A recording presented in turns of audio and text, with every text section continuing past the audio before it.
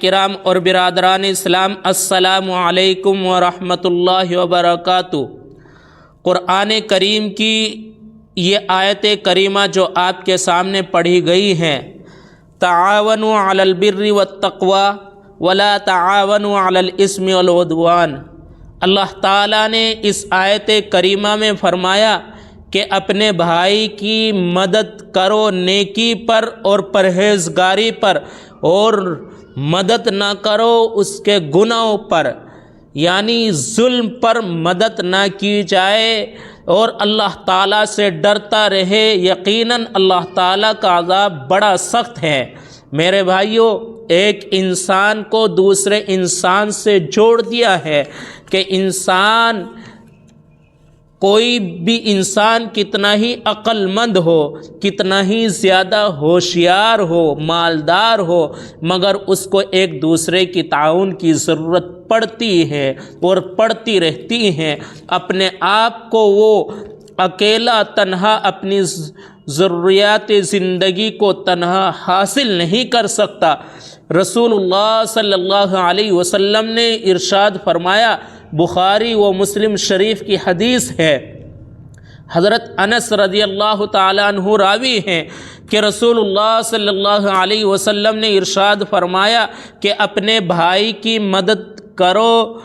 خواہ وہ ظالم ہو یا مظلوم ہو۔ صحابہ کرام رضی اللہ تعالی علیہم اجمعین نے بڑی حیرانگی سے معلوم کیا، اے اللہ کے نبی صلی اللہ علیہ وسلم، ہماری سمجھ میں یہ بات تو آ گئی ہے کہ مظلوم بھائی کی مدد کرو، اس کا ساتھ دیا جائے، اس کا تعاون کی جائے، اس کی ہیلپ کی جائے، مگر ظالم کی مدد کرنے کا مطلب کیا ہے؟ فرمایا، اس ظالم کو اس ظلم سے روکو، اپنی ہمت کے مطابق اس کا ہاتھ روکو۔ اور رسول اللہ صلی اللہ علیہ وسلم نے ارشاد فرمایا کہ قیامت کے روز آواز دی جائے گی، کہاں ہیں وہ ظالم لوگ اور ان کے مددگار، یہاں تک کہ وہ لوگ جنہوں نے ظالموں کے ساتھ مل کر قلم اور دوات کو درست کیا تھا، وہ سب لوہے کے ایک تابوت میں جمع کر کے جہنم میں پھینک دیے جائیں گے۔ یہ قرآن کریم کا واضح فیصلہ ہے کہ اللہ تعالیٰ نے فرمایا، تعاونوا علی البر والتقوی، کہ اپنے بھائی کی مدد کرو بھلائی میں، پرہیزگاری میں، نیکی پر، اور مدد نہ کرو گناہوں پر اور ظلم پر۔ تو کہنے کا مطلب، بتلانے کا مطلب یہ ہے کہ ہمیں ایک دوسرے کی مدد کرنی ہے، سچائی کے لیے،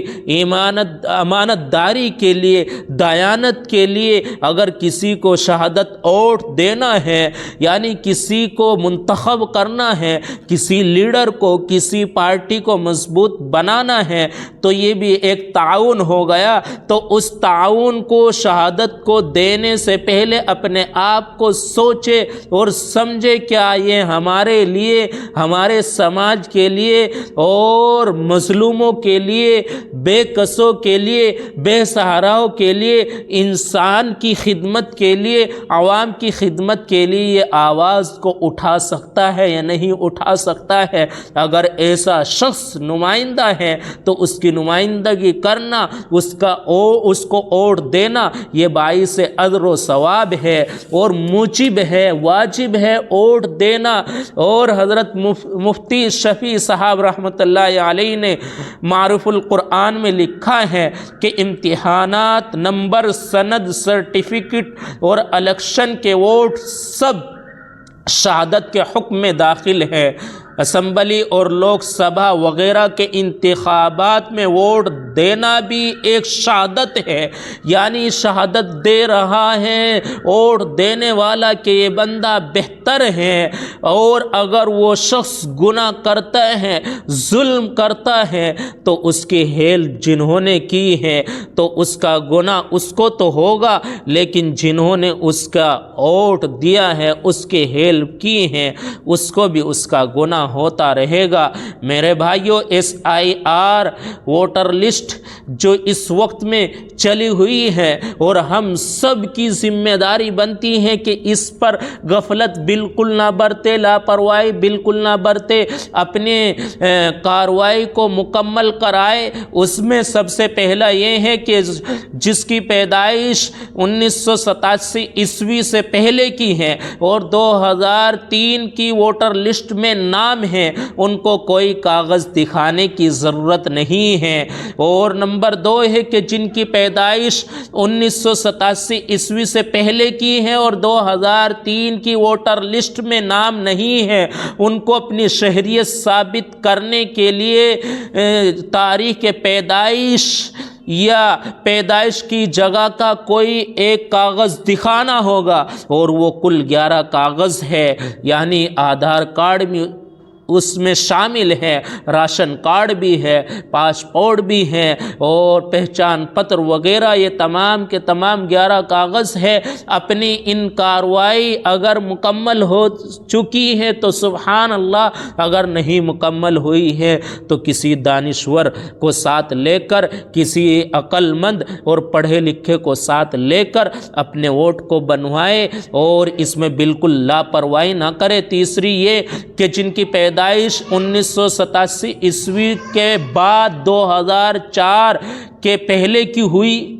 ہے تو ان کو اپنا کوئی کاغذ یا اپنے والدین میں سے کسی ایک کا کاغذ دکھانا ہوگا، اور اگر ان کے والدین میں سے کسی کا نام 2003 کی ووٹر لسٹ میں ہے تو اس کی بھی کاپی دکھا سکتے ہیں۔